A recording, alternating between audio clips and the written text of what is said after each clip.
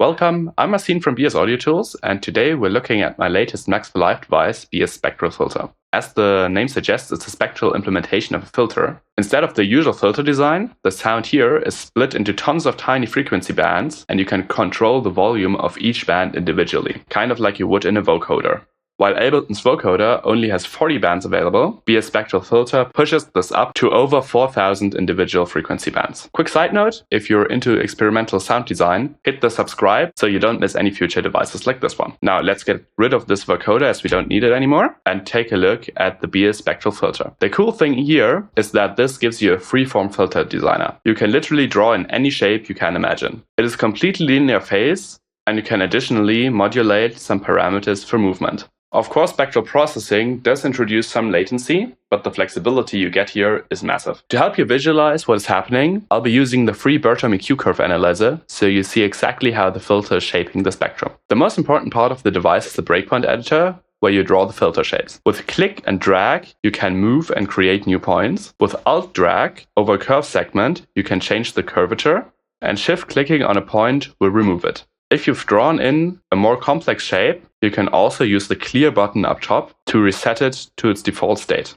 Behind it, you've got a spectrum visualizer showing the processed signal.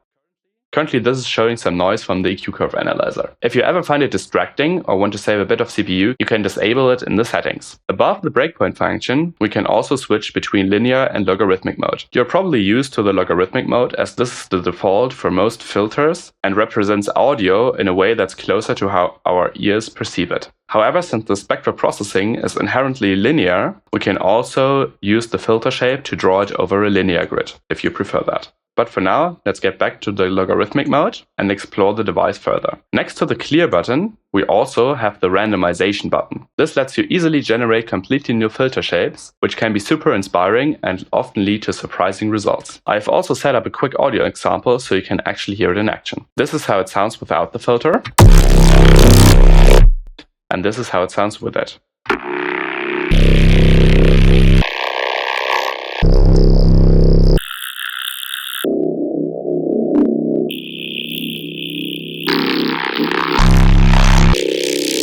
We can further customize how the randomization works by opening the settings with this little plus icon up top. Here we can set a random bias and random points. Random points determines how complex the filter shape will be.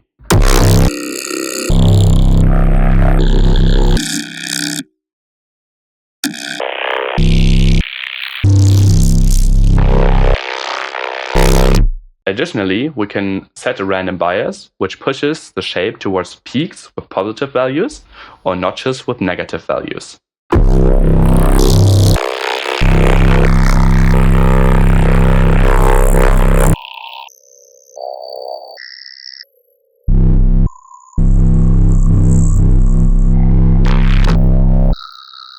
Above that, the FFT size controls the resolution of the filter, with more bands retaining more detail, but introducing higher latency and potential smearing in the frequencies. The overlap below that improves time accuracy and makes automation smoother at the cost of higher CPU usage. For shorter percussive sounds or heavy automations, I usually recommend using a higher overlap factor and a lower FFT size. Now let's check out some parameters that you can modulate. The resonance acts like a normal filter shape, boosting louder parts of the shape. But since this is spectral, it can be a bit unpredictable, but in a good way.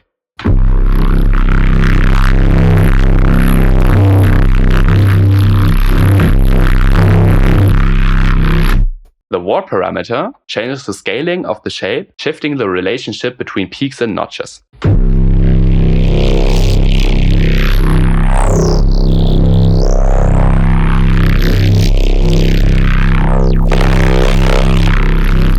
The transpose works a bit like a cutoff, moving the entire shape up and down the frequency spectrum.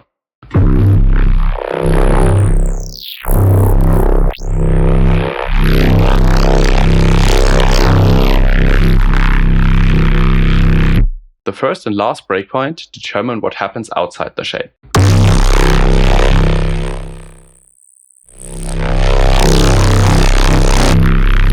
Last but not least, the gain adds post-filter distortion. This is especially useful when your filter shape is really narrow, or it can bring back some fullness and harmonics.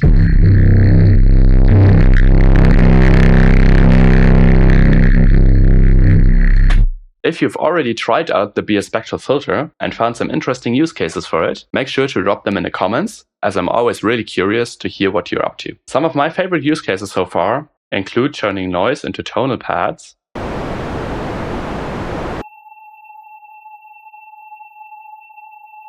adding movement and interest to respaces,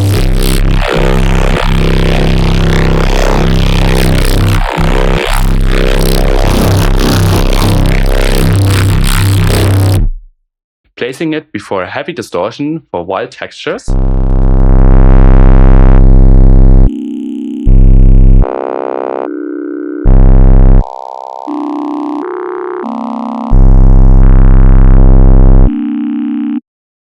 and using force modulation for glitchy, artifact-heavy effects.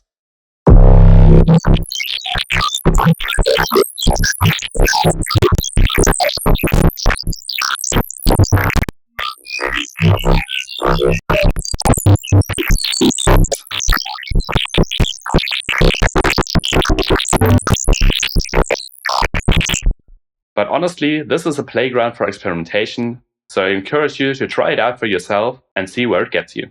That's it for this quick walkthrough of B.S Spectral Filter. It's available right now on my Gumroad, and as always, you can try the demo out for free. If you enjoyed the video, make sure to like, subscribe, and share it with a friend who is also into creative sound design. And don't forget to drop a comment with any cool tricks you discover using this device.